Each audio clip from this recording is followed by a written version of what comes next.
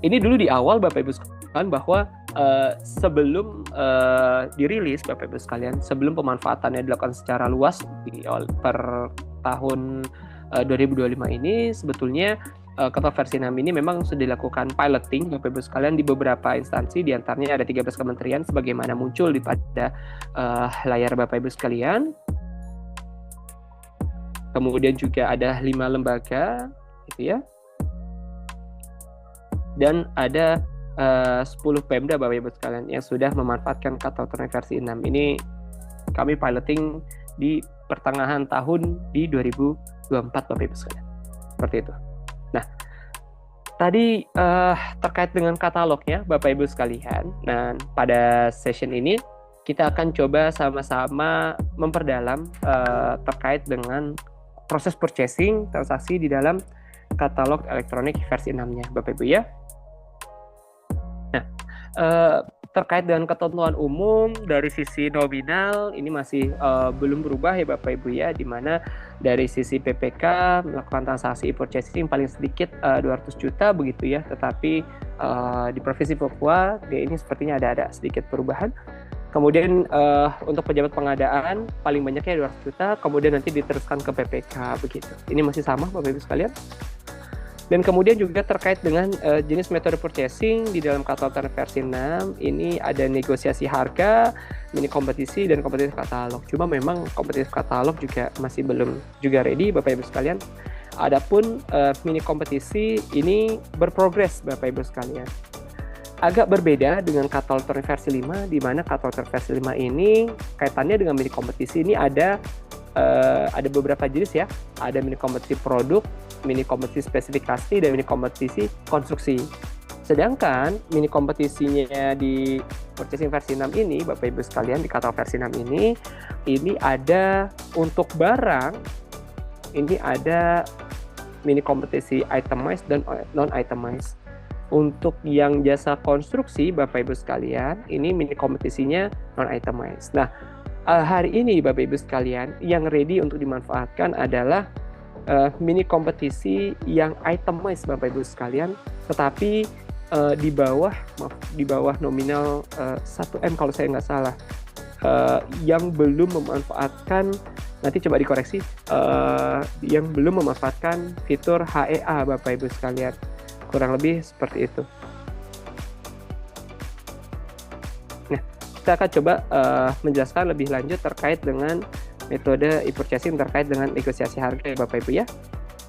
Nah, seperti biasa Bapak Ibu sekalian, di dalam proses purchasing tentu tidak lepas dari proses persiapan gitu ya, dan pelaksanaan, di mana proses persiapan ini memang dilakukan secara offline Bapak Ibu sekalian, yang nanti implementasinya dokumen-dokumen tersebut, dokumen persiapan tersebut ini diupload di dalam sistem Bapak Ibu sekalian.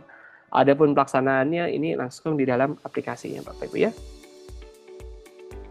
Ya, ketika sudah Bapak Ibu sekalian menetapkan dari sisi PPK, sudah menetapkan spesifikasi teknis begitu ya, sudah menetapkan spesifikasi teknis, maka mengidentifikasi Bapak Ibu sekalian prioritas PDN, prioritas MKK, berikut juga dengan harga terbaik gitu Bapak Ibu ya. Ini sebetulnya agak mirip-mirip dengan katalog versi 5 gitu ya, ataupun regulasi di KPK 122-nya gitu. Ini proses pencariannya Bapak Ibu sekalian, proses discovery, bisa cari tadi seperti yang kami simulasikan gitu ya. Bisa langsung cari dengan keyword tertentu, misalkan laptop, ataupun juga Bapak Ibu sekalian bisa melakukan pencarian pada memanfaatkan fitur koleksi yang ada seperti itu. Filter dan shortnya ini umum ya Bapak Ibu ya, fitur ini ya. Terkait dengan kesesuaian spesifikasi teknis, nanti silakan Bapak Ibu sekalian bisa melihat spesifikasinya. Berikut juga memanfaatkan fitur chat Bapak Ibu sekalian. Ini yang salah satu yang ditingkatkan di dalam katalog versi 6, bahwa fitur chat ini lebih powerful di dalam katalog versi 6 Bapak Ibu sekalian, karena terintegrasi dengan fitur notifikasi. Jadi kalau di versi 5 ini kan belum ada fitur notifikasi begitu Bapak Ibu ya. Nah, di versi 6 ini sudah dilengkapi dengan fitur notifikasi, sehingga pelaku usaha tidak lagi gitu ya, tidak ngeh gitu ya, ada chat gitu ya. Ini sudah.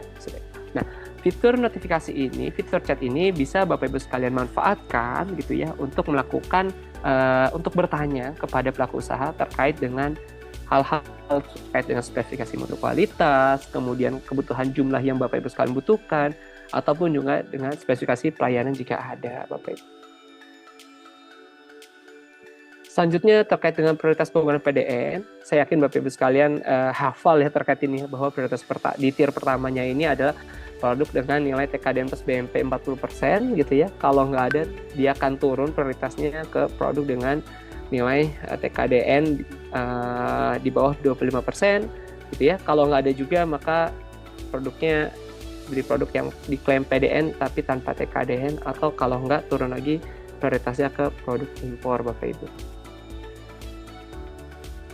Selanjutnya Bapak Ibu sekalian terkait dengan dari prioritas usaha kualifikasi usaha gitu ya. Tadi selain prioritas PDN, masuk ke prioritas kualifikasi usaha dari produk-produk yang sudah diidentifikasi tadi, ada diprioritaskan yang usaha kecil atau koperasi ketika nilai paket purchasing-nya ini Bapak Ibu sekalian sampai dengan 15 miliar. Tapi kalau misalkan ternyata dari kualifikasi usaha kecilnya ini tidak bisa mengakomodir gitu ya, maka Bapak Ibu sekalian baru bisa memilih pelaku usaha yang non kecil, Bapak Ibu sekalian. Selanjutnya Bapak Ibu sekalian, ini terkait dengan referensi harga begitu ya. Di mana referensi harga ini Bapak Ibu sekalian bisa dapatkan dari beberapa sumber gitu ya. Di antaranya adalah harga pembanding produk sejenis gitu ya di luar katalog elektronik, katakanlah di marketplace lain seperti Tokopedia, Shopee, dan marketplace lain gitu ya. Atau juga Bapak Ibu sekalian juga bisa dapatkan juga dari informasi biaya harga satuan yang dipublikasikan oleh KPPD. Biasanya di masing-masing instansi pemerintah daerah ini punya satuan harga sendiri Bapak Ibu ya, tiap tahun biasanya update ya. Kemudian juga atau yang ketiga dokumen lain Bapak Ibu sekalian yang dapat dipertanggungjawabkan seperti itu. Ini terkait referensi harga, dan kemudian ini dokumentasi dari sisi persiapan tadi Bapak Ibu sekalian, nanti di dalam sistem akan diminta untuk mengupload ke dalam sistem seperti itu. Selanjutnya Bapak Ibu sekalian, tadi ya ini sebetulnya irisan dengan spesifikasi teknis di atas gitu ya, bahwa Bapak Ibu sekalian sebetulnya punya hak juga untuk melakukan klarifikasi teknis Bapak Ibu sekalian, untuk memastikan Bapak Ibu sekalian bahwa spesifikasi teknis yang produk yang mau dibeli ini sesuai nih dengan spesifikasi teknis yang memang disusun begitu ya. Kemudian secara fungsinya juga sesuai, kinerja juga sesuai, dan ketentuan-ketentuan yang ada begitu. Terkait dengan opsi pengiriman Bapak Ibu sekalian, ini silakan dipilih begitu ya. Memang hari ini cuma ada kurir penyedia, tetapi sebagai informasi Bapak Ibu sekalian, ketika pelaku usaha memilih jasa pengiriman pihak ketiga, maka proses transaksi negosiasinya ini tidak bisa dilakukan negosiasi Bapak Ibu sekalian. Tetapi kalau kurir penyedia ini bisa dilakukan negosiasi. Dari sisi PPK nanti punya tanda tangan BSR ya Bapak Ibu ya. Nah ini terkait dengan proses pembayaran Bapak Ibu sekalian ya, di mana nanti dalam proses PPK ini mengidentifikasi, menentukan metode Bapak Ibu sekalian, apakah menggunakan LS atau menggunakan UP kode bayar seperti itu ya. Mungkin dari sisi nominal ini biasanya di pemerintah daerah ini bisa berbeda-beda ya LS-nya begitu. Ada yang mulai dari 50 juta juga sudah menggunakan LS seperti itu. Di mana dasar hukumnya Bapak Ibu sekalian untuk UP mengacu pada PMK 58, sedangkan LS menggunakan PMK 59 seperti itu. Ini alurnya Bapak Ibu sekalian, sehingga tadi juga ada UPKKP ya Bapak Ibu ya. Dari sistem akan mengidentifikasi apakah pemegang KKP begitu ya. Ini PPK apa bukan? Seperti itu. Apakah PPK memegang KKP apa tidak? Ketika PPK memegang KKP begitu ya, maka PPK akan melanjutkan membayar. Tetapi kalau misalkan bukan memegang KKP, nanti PPK akan diminta memasukkan email Bapak Ibu sekalian ke user yang melakukan yang memiliki memegang KKP. Nanti akan ke akun tersebut, email tersebut akan mendapatkan notifikasi dari link pembayaran via email. Kurang lebih seperti itu Bapak Ibu sekalian. Ini terkait dengan transfer kode bayar Bapak Ibu sekalian. Nanti kelengkapan dokumen, nanti PPK memilih bendahara SKPD. Jadi ada tahapan di mana PPK akan memilih akun bendahara, sehingga menjadi penting bagi bendahara pengeluaran untuk memiliki akun Inapperk begitu, karena nanti akan dilanjutkan oleh bendahara pengeluaran Bapak Ibu sekalian. Ini terkait LS Bapak Ibu sekalian. Yang membedakan adalah nanti terkait dengan LS ada proses di mana proses ini simultan Bapak Ibu sekalian. Dari sisi penyedia mengupload faktur pajak, mengunggah faktur pajak, dari sisi PPK ini mengunggah bukti potong. Nah, dari bukti potong ini sebetulnya yang terpenting Bapak Ibu sekalian adalah nilai dari PPh-nya. Karena dari nilai PPh ini yang akan memotong harga sehingga tergenerate invoice-nya Bapak Ibu sekalian. Seperti itu ya. Kalau di sini flow-nya masih BUD ya Bapak Ibu sekalian, pada pelaksanaannya nanti sudah dilakukan oleh bendahara pengeluaran. Begitu Bapak Ibu sekalian. Nanti akan sedikit ada tampilannya. Ini dokumen yang perlu disiapkan Bapak Ibu sekalian. Surat pesanan, BAST, invoice, faktur pajak, dokumen pemungutan tarif PNBP. Di mana BAST generate oleh sistem, surat pesanan oleh sistem, invoice juga oleh sistem gitu ya. Kemudian faktur pajak nanti kalau UP, di mana invoice ini disamakan dengan faktur pajak Bapak Ibu sekalian. Dokumen pemungutan tarif PNBP pun juga di-generate juga oleh sistem seperti itu. Ini sedikit tampilan screenshot Bapak Ibu sekalian. Ini dari sisi PPK begitu ya. Ketika PPK memilih metode pembayaran seperti ini, memilih metode pembayaran, maka nanti ada pilihannya ya. Ada LS, ada UP, ada KKP. UP-nya ada kode bayar atau KKP begitu Bapak Ibu ya. Nanti ketika memberikan pembayaran, nanti dokumen-dokumen kelengkapannya akan muncul. Nanti dari tahap ini PPK diharapkan untuk melakukan review terhadap dokumen yang ada seperti itu. Nah, ini adalah tampilan di mana PPK memilih akun dari bendahara yang akan melaksanakan pembayaran untuk paket purchasing tersebut seperti itu. Nah, ini pengajuannya seperti ini. Dan di bendahara tampilan seperti apa? Di bendahara nanti tampilannya seperti ini Bapak Ibu sekalian. Akan ada pilihan bayar sekarang seperti ini. Dilanjutkan pembayaran. Nanti ada kode bayar seperti ini nih Bapak Ibu sekalian ya.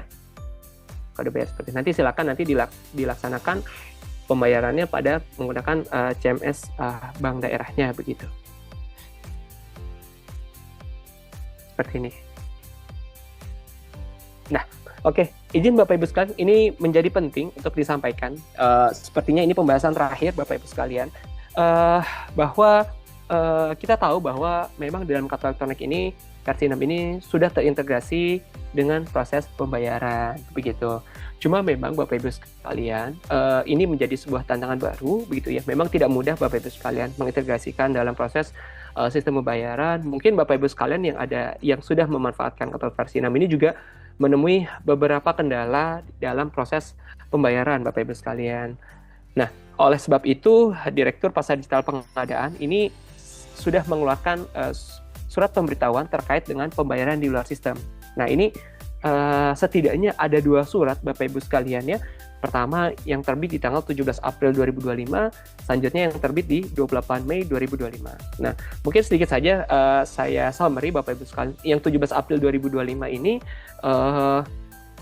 dari sisi surat pemberitahuan ini disampaikan ada beberapa kriteria yang diperbolehkan untuk melakukan pembayaran di luar sistem. Untuk KLPD biasanya, untuk pemerintah daerah biasanya adalah instansi pemerintah daerah yang sudah memanfaatkan SIPD online, SIPD RI yang sudah memanfaatkan modul SP2D online. Nah, ini biasanya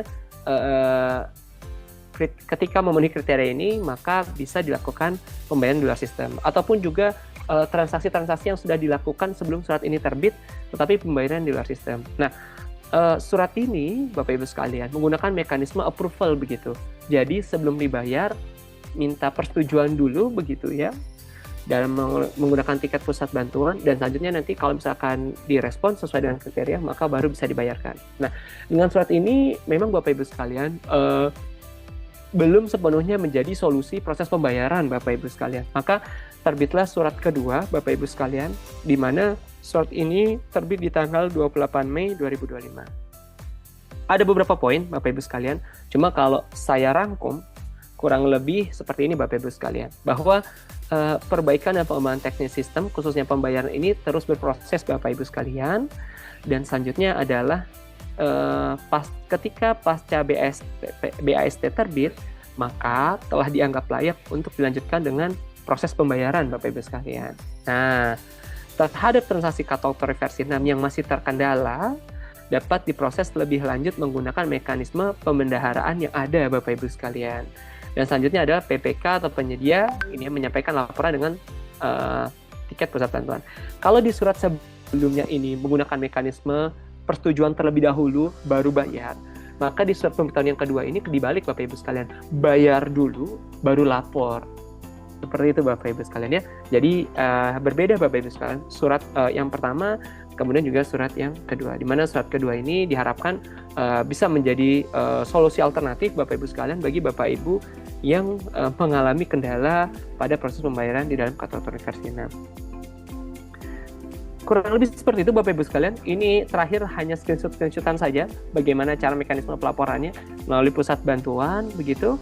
Kemudian juga memasukkan informasi terkait alamat email, jasa layanan, email akun begitu ya.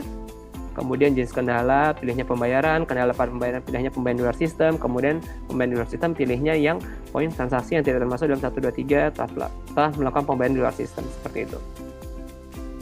Kemudian nanti bagi sisi PPK atau pemesan yang diupload adalah BAST, invoice, dan juga laporan pembayaran di luar sistem. Ini ada template-nya Bapak Ibu sekalian di dalam surat, gitu ya. Nanti akan kami tampilkan.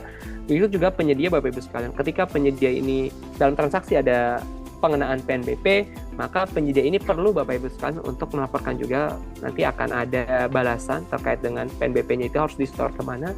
Karena kalau tidak di-store Bapak Ibu sekalian nanti akan ada sanksi bagi pelaku usaha terkait dengan pembukaan akun sampai dengan PNBP tersebut dibayarkan, seperti itu. Ini mekanisme pelaporannya Bapak Ibu sekalian. Ini template untuk PPK begitu ya. Seperti ini.